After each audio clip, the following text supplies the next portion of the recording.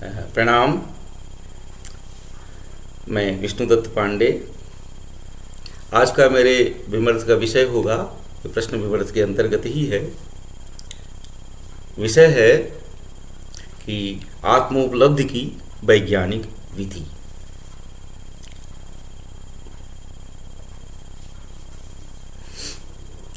आत्मा क्या है, इसे जानने और समझने के लिए जो विद्या, जो ज्ञान की शाखा प्रयोग में लाई जाती है, उसको अध्यात्म विद्या कहते हैं। आजकल उसको दर्शन शास्त्र या फिलॉसफी के नाम से जाना और पढ़ा जाता है। गीता में बताया गया कि सारी विद्याएं जो हैं वो तो हैं अध्यात्म विद्या, विद्या नाम विद्याओं में मैं अध्यात्म विद्या हूँ। तो बड़ा महत्व दिया इस अध्यात्म विद्या का, अध्यात्म विद्या, आत्मविद्या। हम देखते हैं कि बड़े प्राचीन काल से यह चर्चा चली आई है कि आत्मा क्या है, ये है भी कि नहीं है। नचिकेता कठोपनिषद में वर्णन है कि वो यमराज से पूछते हैं कि जे के यम विचिकित्सा मनुष्य अस्तिति ये के नायमस्तिति चैके। हे यमराज, आत्मा को लेकर के लोगों में बड़ा कन्फ्यूजन है कि ये होती है भी कि नहीं है। कोई ये कहता है कि ये होती है, आत्मा है हमारे अंदर, और कोई कुछ लोग कहते हैं कि नहीं रहती है, नहीं आत्मा है। तो ऐसे हम देखें तो हमारे जो दार्शनिक स्कूल हैं इस समय भारत के, वो दो वर्गों में, दो खेमों में बटे हुए हैं। एक आस्तिक हैं और एक नास्तिक हैं। तो जो वेद का अनुसरण करने वाले सिस्टम्स हैं थाट के, उनको आस्तिक कहा जाता है। वो 6 दर्शन हैं और 3 दर्शन वेद विरोधी हैं जो नास्तिक माने जाते हैं, बौद्ध, जैन और चारवाक। इसमें जैन को छोड़ के बौद्ध और चारवाक आत्मा का अस्तित्व तो नहीं मानते। बाकी 6 जो आस्तिक दर्शन हैं उसमें आत्मा को माना गया है, आत्मा को सिद्ध किया गया है, आत्मा को पाने के तरीके बताए गए हैं। वे जो तरीके हैं सब वैज्ञानिक ही तरीके हैं। तो पहले ये हम बताएं कि वैज्ञानिक तरीका क्या है। देखिए, आजकल जो विज्ञान की प्रणाली है वह बौद्धिक प्रणाली है। बुद्धि के नियमों से, सृष्टि के नियमों को समझने चलते हैं। एक जर्मन फिलोसोफर थे हेगल, जिन्होंने कहा कि ये जो प्रकृति है वो भी रेशनल है, बौद्धिक है। यदि वो बौद्धिक न होती तो हम बुद्धि के नियम लगा करके उसे जान न पाते। तो ये बौद्धिक इन्वेस्टिगेशन साइंस है, विज्ञान है। और आज विज्ञान ने हमें बुद्धि की ताकत दिखा दिया है, और बल्कि हमारे अंदर और जो विशेषताएं हैं वो दब गई हैं और बौद्धिकता हमारी प्रबल हो गई है। इसी को हम सोचते हैं कि ये वैज्ञानिक युग है। तो एक चीज़ हमें बताएं कि बुद्धि के का आश्रय लेकर के जो वैज्ञानिक इन्वेस्टिगेशन किया जाता है उसकी एक प्रणाली है। उसकी प्रणाली में हम नहीं जाएंगे, वो 5 चरण वाली है। समस्या उठना, हाइपोथेसिस दिया जाना, डाटा कलेक्शन, जनरलाइजेशन किया जाना, और जनरलाइजेशन के बाद फिर जो हमें सामान्य नियम मिलता है उसको हम एक्सपेरिमेंट कर लेते हैं। तो आज के विज्ञान का जो सबसे प्रबल, बड़ा महत्वपूर्ण पहलू है, जिसके नाते वो बड़ा ऑथेंटिक माना जाता है, वह है उसका वेरिफिकेशन या प्रयोग करके सिद्ध कर लेना। जब हम प्रयोगशाला में ऑक्सीजन और हाइड्रोजन के कुछ मॉलिक्यूल मिलाते हैं और वो पानी बन जाता है, तो इस प्रकार से पानी बनाने की जो विधि है, या हम एनाफिलीज मच्छर से किसी आदमी को कटवाएं, उसको मलेरिया होता है, तब हम इस सिद्धांत को प्रमाणित कर लेते हैं प्रयोगशाला में कि एनाफिलीज मच्छर के काटने से मलेरिया होता है। तो कोई सिद्धांत जब प्रयोगशाला में प्रमाणित कर लिया जाता है तब उसको ये नियम या सिद्धांत का पक्का पुख्ता दर्जा दिया जाता है, जबकि वो भी प्रोबेबल होता है, आगे चलकर कोई वैज्ञानिक बदल सकता है। तो ये संभावना बनी रहती है विज्ञान के सिद्धांतों में बदले जाने की आगे चल के। तो फिलहाल हम ये कहना चाह रहे हैं कि जिस फैक्चुअल उस पे एस्पेक्ट पे और प्रमाणीकरण पर विज्ञान निर्भर है, तो ये जो सत्यापन है प्रयोग वाला, ये 2 प्रकार का होता है। एक होता है डायरेक्ट वेरिफिकेशन, जब हम प्रयोगशाला में सिद्धांत को, वो परिस्थितियाँ क्रिएट करके परीक्षण कर लेते हैं। जैसे अभी हमने मलेरिया के परीक्षण की बात करी, पानी बनाने के परीक्षण की बात करी, ये डायरेक्ट वेरिफिकेशन है सिद्धांत का। ये डायरेक्ट वेरिफिकेशन जो है बहुत सीमित उस दायरे में विज्ञान में संभव है। बाकी जो वेरिफिकेशन होता है और बड़े बड़े सिद्धांतों का, बड़े बड़े क्या मैंने और हायर सिद्धांतों का, तो वो गणितीय फार्मूले से होता है या तार्किक तरीके से होता है, उसको कहते हैं इनडायरेक्ट वेरिफिकेशन। जैसे आइंस्टीन का जो सापेक्षता सिद्धांत है उसे प्रयोगशाला में तो हम नहीं सिद्ध कर पाएंगे, नहीं कर पाते। एनर्जी से द्रव्य नहीं बना पाते, द्रव्य से एनर्जी तो चलो परमाणु विस्फोट करके हमने इस पक्ष को साबित कर लिया है। तो ये कैसे होता है, तो ये तार्किक संगति दिखाते होता है या गणितीय फार्मूले के तहत होता है। इसको डिटेल बताएंगे, ज़्यादा समय लगेगा। कि जैसे मान लीजिए गणित लगाते हैं, हम सवाल लगाते हैं, तो पहली लाइन में नियम लगा के बराबर करके दूसरी लाइन लिखते हैं, तीसरी लाइन लिखते हैं, इस तरह सवाल लगाते चले जाते हैं। अगर पहली लाइन सही है तो उससे निकली हुई दूसरी लाइन सही है, उससे निकली हुई तीसरी लाइन सही है, इस तरह से हमारा निष्कर्ष सही है, निगमित हुआ। तो निगमन की ये प्रणाली जो है इनडायरेक्ट वेरिफिकेशन है। ये तार्किक प्रणाली है या गणितीय प्रणाली है। इस तरह से हम देखें तो जो बौद्धिक प्रणाली है, जो विज्ञान जिसका आश्रय लेता है एनालिसिस करके, सिंथेसिस करके, जिन तरीकों से है, वो तार्किक प्रणाली, बौद्धिक प्रणाली है। तो ये दर्शन की जो प्रणाली है ना, वो भी बौद्धिक प्रणाली है। यदि कोई कहता है कि आत्मा है, उसका ये गुण है, ये विशेषता है, तो उसको अपने लॉजिक से, लॉजिकल कंसिस्टेंसी से वो सिद्ध करेगा वैसा। तो ये वैज्ञानिक विधि है आत्मा को जानने की। क्या हम आत्मा को जान पाते हैं? एक प्रश्न उठेगा। क्या जितने फिलासफर हैं, फिलासफी पढ़ने वाले आत्मा को जान लेते हैं? तो आत्मा के बारे में बताया गया कि आश्चर्यवत पश्यति कश्चिदेनम, इसको कोई कोई रेयरली जान पाता है। पहले तो इसकी तरफ रेयरली कोई प्रवृत्त होता है जानने में। यदि कोई प्रवृत्त भी होता है, जैसे भी प्रश्न आया था कि आज के वैज्ञानिक युग में क्या आत्मा का ज्ञान संभव है, जाना जा सकता है, कोई कोई ये प्रश्न करेगा, बाकी और किसको मौका है, सब अपने रोजी रोटी में लगे हैं। तो रेयरली कोई इसको जानना चाहता है, और जानने पर शायद ही कोई रेयरली इसको बताना चाहता है, बता पाता है। बताने वाला भी नहीं कम है। यदि वो बताए भी तो शायद ही समझ में आए, शायद समझ में भी आ जाए कुछ कुछ के लोगों के, तो शायद कोई इसे अटेन यानी आत्म उपलब्धि के लिए प्रयत्नशील हो भी अगर, तो शायद ही कोई सफल हो। ऐसे उपनिषदों में कहा है, ऐसे गीता में भी कहा है। इतना कठिन इसको बता दिया और बड़ा गुह्य बता दिया इसका ज्ञान। एक सब बात। दूसरी बात कि सबके लिए नहीं है, इसमें अधिकारी भेद की बात की गई। देखिए, भारत में जो ज्ञान है वो सबके लिए सब ज्ञान नहीं है, अधिकारी भेद है। और जैसे आजकल साबुन बनाने की टेक्निक अगर किसी कंपनी के पास है तो अपने ही रखेगी, दूसरे को नहीं देगी। अच्छा साबुन बनाने की देगी तो पैसा लेके देगी। पहले क्या था, कहते हैं कि बहुत सारा ज्ञान लेकर के लोग मर जाते हैं अपने यहाँ, बिच्छू झाड़ने का मंत्र, सांप झाड़ने का मंत्र, ये कला, वो गुप्त ज्ञान किसी को बताते नहीं। वैद्य लोग अब दवाई नहीं बताते, छिपा के दवाई देते हैं। इस तरह से ज्ञान हमारा मर गया, ये आरोप लगाया जाता है हमारे लोगों पे, प्राचीन लोगों पे, या जो प्राचीन परंपरा मानते हैं उन पर। ऐसा नहीं था। ये इसलिए था ना कि अधिकारी भेद था, सबको सब चीज़ नहीं बताते थे। और एक चौपाई है कि गूढ़ौ तत्व न साधु दुरामई आरत अधिकारी जहाँ पाऊँ। पैसे पे नहीं बताते थे, जब योग्य अधिकारी समझते थे तो गूढ़ तत्व को भी लोग बता देते थे। तो ये अधिकारी भेद है। देखिए, आत्मा सबको नहीं बताई जा सकती। नचिकेता वाले प्रसंग में जमराज ने कितना लालच दिया नचिकेता को, ये वरदान ले लो, वो वरदान ले लो, आत्मा के बारे में मत पूछो। और जब देखा कि नहीं ये अधिकारी है जानने का, तब उसको आत्मज्ञान दिया। ऐसी एक कहानी और उपनिषद में है। ये इनके प्रहलाद के लड़के और बलि के पिताजी, उनका नाम था विरोचन।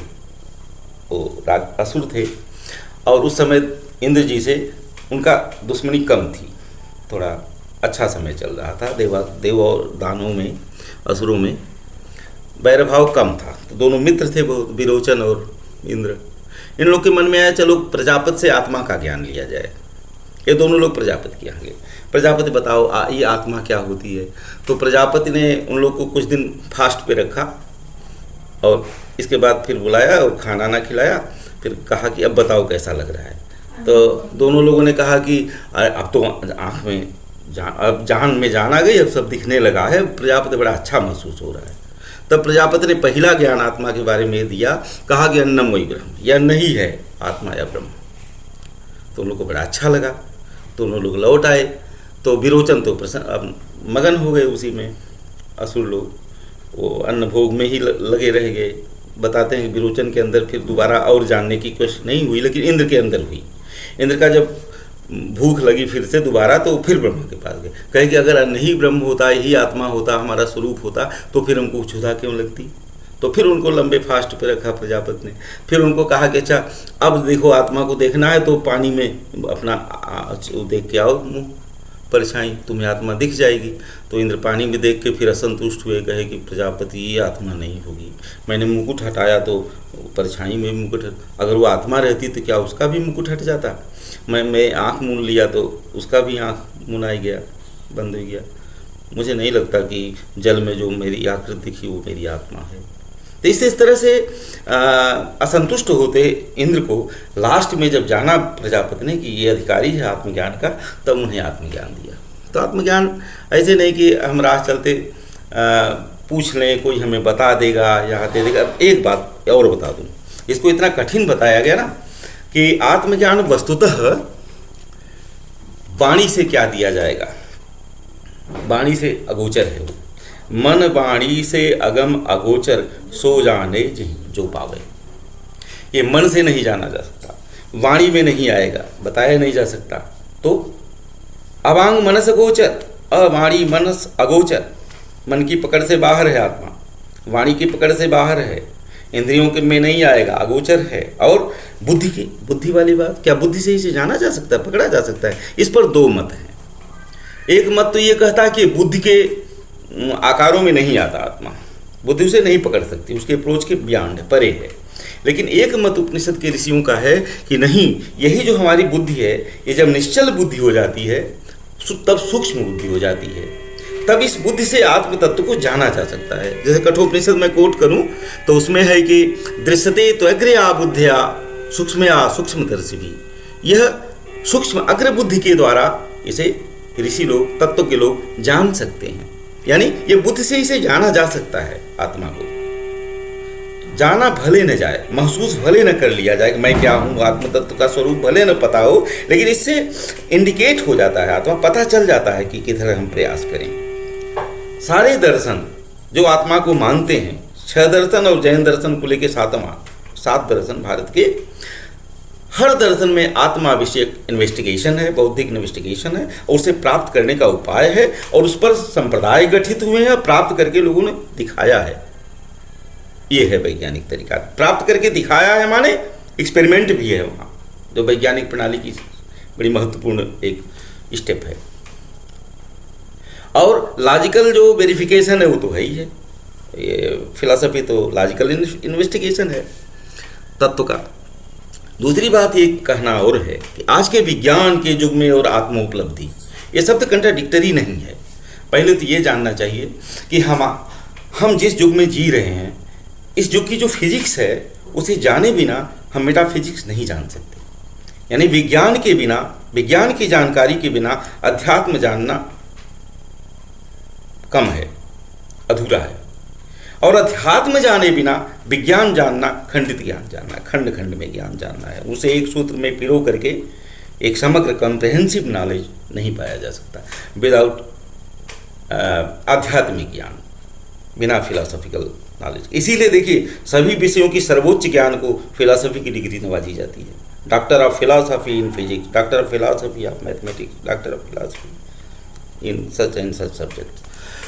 तो यह दर्शन जो है यही सबको एक सूत्र में गूंथ के कॉम्प्रहेंसिव वर्ल्ड व्यू तैयार करता है। और आत्मा के इन्वेस्टिगेशन में भी हम काफ़ी सफलता दिखा पाए हैं। हमारे सिस्टम ऑफ थॉट्स हैं, तो वो सब वैज्ञानिक तरीके हैं आत्मा को जानने के, और उनको प्रैक्टिकल करके दिखा भी दिया हमारे यहाँ ऋषियों ने। हमारे फिलॉसफी हवाई नहीं है यूरोप के फिलॉसफी जैसे नहीं, ये इसको करके दिखा दिया।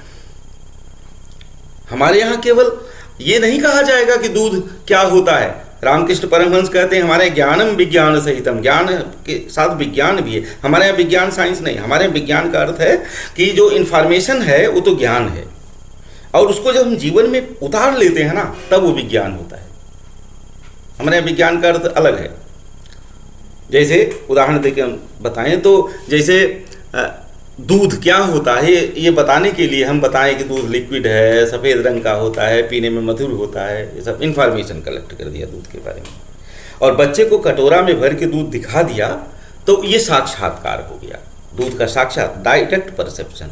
यही फिलॉसफी है। फिलॉसफी तत्व का, आत्मा का डायरेक्ट परसेप्शन करा सकता है, लेकिन एक चीज़ नहीं करा सकता, वो चीज़ आत्मानुभूति से होती है, उसको एक अनुभव करने से होती है। वो क्या है कि जब वही दूध पिला दिया जाए, देख लेने से भी ज़्यादा बोध हो जाता है जब दूध व्यवहार करते हैं, पीते हैं, जब हम आत्मा में स्थित हो जाते हैं, जब हम ब्रह्म को व्यवहार करने लगते हैं, तब असली ज्ञान है। इसलिए हर दार्शनिक सिस्टम में एक्चुअलाइजेशन है, माने जरूर योग है और आत्मोपलब्धि की बात है। तो जब हम दूध पी लेते हैं ना, वो तब हमारे लिए वो विज्ञान होता है। तो आप देखें तो इस आत्म अन्वेषण को बड़ा कठिन बताया गया, और ऐसा बताया गया कि इसको जब आप देखने पाने चलोगे ना, आप वही हो जाओगे। लाली मेरे लाल की जित देखूं तित लाल, लाली देखन मैं गई मैं भी हो गई लाल। जब मैं लाल हो जाऊंगी ना, तो मुझसे जब पूछोगे अपना अनुभव तो गूंगे का गुड़ होगा। कैसे बताऊंगा? रहस्यवादी अपना अनुभव बताना चाहते हैं तो उल्टी पुल्टी भाषा बताने लगते हैं, उसको कहते हैं कि उलटबासी बताने लगते हैं। उलटबासी एक बताऊं, दक्षिणामूर्ति स्तोत्र का पहला श्लोक, चित्रम बटतरोर्मूले वृद्धा शिष्या गुरुर्जुआ। क्या आश्चर्य की बात है, एक बरगद का पेड़ है, उसके नीचे बहुत सारे बूढ़े शिष्य बैठे हुए हैं, एक जुआ गुरु बैठा है, और गुरुस्तु मौनम व्याख्यानम, गुरु चुपचाप बैठ के मौन व्याख्यान कर रहा है। वृद्धास्तु छिन्न संशया, और वृद्ध शिष्यों के शिष्यास्तु छिन्न संशय, शिष्यों के संशय छिन्न होते जा रहे हैं। ये उलटबाजी, ये आत्मा के बारे में। अच्छा, एक बात और बता के, ज़्यादा समय हो रहा है तो एक बात और बता दूं। एक वैज्ञानिक तरीका डेवलप किया आत्मोपलब्धि का, आत्मा को जानने का, जिसमें न किसी गुरु की ज़रूरत है, न किसी टीचर की ज़रूरत है, न किसी गाइड की ज़रूरत है। आप चाहो तो उस साइंटिफिक तरीके पे चल के आप आत्मोपलब्धि कर सकते हैं। जैसे आपको कलकत्ता जाना है, तो कलकत्ता जाने का एक रॉयल रोड है, रोड बना है, उस पर चल दो, पहुंच जाओ कलकत्ता। और एक शॉर्टकट तरीका होता है, शॉर्टकट चल दो। अच्छा, रोड तो अपने ढंग से जाके मुड़ेगी, आप शॉर्टकट निकल जाओ, आगे पकड़ लो रोड। ये शॉर्टकट तरीके भी आत्मा के जानने के हैं, जैसे हठ योग है, बहुत सारे योग के तरीके हैं। लेकिन एक रॉयल रोड तैयार किया पतंजलि ने, जो है योग, उसको कहते हैं पतंजलि योग, राजयोग। इस पर विवेकानंद जी ने भी बहुत लिखा है। तो ये पतंजलि का जो योग है, ये बड़ा ही वैज्ञानिक तरीका है। इसमें किसी गुरु की ज़रूरत नहीं है। आप जम साधना शुरू करो, नियम साधना शुरू करो। इसमें माइल स्टोन लगा दिए हैं, जैसे आप यहाँ से कलकत्ता बनारस से चलो, कलकत्ता 700-750 किलोमीटर, 2 किलोमीटर चलो तो किलोमीटर घट जाएगा, और वहाँ पे एक माइल स्टोन लगा होगा, और आगे जाओ वहाँ पे। तो आप कितना चल दिए रास्ता, ये भी आपको पता चलता जाता है। इस तरह से माइल स्टोन लगा दिया है पतंजलि ने। उदाहरण के लिए जैसे अहिंसा, मैं अहिंसा सिद्ध कर रहा हूँ, एक मैं कैसे जानूंगा कि एक मंजिल अहिंसा की मैंने पार कर लिया? तो बताया है कि सर्ववैर त्याग, अहिंसा सिद्धे सर्ववैर त्याग, अहिंसा सिद्ध कर लेने पर सर्ववैर का त्याग हो जाए। जब सारे प्राणी मुझसे बैर त्याग दें, समझ लूँ मैं कि मेरी अहिंसा सिद्ध हो गई। तो इस तरह से माइल स्टोन लगा रखा है। फिर धारणा करो, आसन करो, धारणा करो, ध्यान करो, समाधि करो, और समाधि की एक स्टेज ऐसी आएगी, उसके सिद्ध हो जाने पर तदा दृष्टु स्वरूपे अवस्थानम, तब दृष्टा का अपने स्वरूप में अवस्थान हो जाता है, अपने स्वरूप में वो स्थित हो जाता है, प्रतिष्ठित हो जाता है। जब आप अपने स्वरूप में प्रतिष्ठित हो जाओगे तो बताने की जरूरत नहीं है ना कि आपको आपका ज्ञान हो गया, यह आत्मज्ञान हो गया। यह आत्मज्ञान बड़ा कठिन बताया गया है, इतना कठिन कि मैं अपने को ही कैसे जानूं। वेद का ऋषि शुरू में कहता है कि आत्मा को जानो, आत्मज्ञ है वो सर्वज्ञ, लेकिन आत्मा को जाने कैसे? विज्ञातार मरेवा केन भी जानियात, जो खुद विज्ञाता है उसको कैसे जाना जाए? लेकिन उसकी विधि भी बताया है। मनोविज्ञान ने उसकी विधि बताया है। मनोविज्ञान में एक प्रणाली है अपने को जानने की, इंट्रोस्पेक्शन, अंतर्दर्शन। हमारे ऋषियों ने भी अंतर्दर्शन की बात कही है और कहा है कि स्वानुभूति एक मान है, ये अंतर्दर्शन ही आत्मा को जानने का एकमात्र साधन है। तो अपने अंतर में स्थित होकर, एकाग्र होकर के, किसी भी विषय पर एकाग्र होकर के हम सीख सकते हैं ब्रह्म तक जाने का, आत्मा तक जाने का जो तरीका सीख क्या सकते हैं, ट्राई करके देख सकते हैं, करके देख लो। और बड़ा आसान है ये, सभी जातियों के लिए है, सभी धर्मों के लिए है, सभी स्थानों के लिए, सभी समयों के लिए है। क्या सुंदर एक वैज्ञानिक तरीका पतंजलि ने बता दिया है आत्मोपलब्धि का। और जब आप अपने आत्मा में प्रतिष्ठित हो गए तो सर्वम ज्ञातम भवति। एक के ज्ञात हो जाने पर सब कुछ ज्ञात हो जाता है। आत्मा ही ब्रह्म है ना, तो मैं सर्वज्ञ हो जाता हूँ, सर्वत्र हो जाता हूँ, अनंत हो जाता हूँ।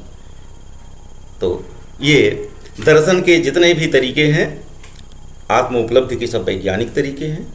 और मैंने बताया जो सब में है, जो कि अपनी विधियाँ, और पतंजलि ने तो एक वैज्ञानिक तरीका खोज दिया। आप ईश्वरवादी हो तो भी इसमें आजमाओ, ईश्वरवादी हो तो आपका काम थोड़ा आसान हो जाएगा। बताए कि ईश्वर प्रणिधान आत्मा, ईश्वर का प्रणिधान भी कर सकते हैं आप, उससे आपको आसानी हो जाएगी। ईश्वर को रोल मॉडल के रूप में लेना है। रोल मॉडल माने हाँ, ईश्वर ऐसा पुरुष है ना जो कभी क्लेश, कर्म, विपाक, आशय इत्यादि में फंसा ही नहीं, उसको उसका प्रणिधान करो तो थोड़ा आसानी हो जाती है। ईश्वर मानो, नहीं मानो तो भी कोई बात नहीं। आप एक्स वाई जेड किसी बिंदु पर ध्यान एकाग्र करना शुरू कर दो। किसी गुरु की जरूरत नहीं, किसी के झांसे में आने की जरूरत नहीं, कहीं जाने की जरूरत नहीं। आप उसका अध्ययन कर लो, उसका प्रणाली जान लो, चल दो, कलकत्ता पहुंच जाओगे, जीटी रोड पकड़ लो। ये वैज्ञानिक तरीका है। तो आज यही इतना ही। धन्यवाद, प्रणाम।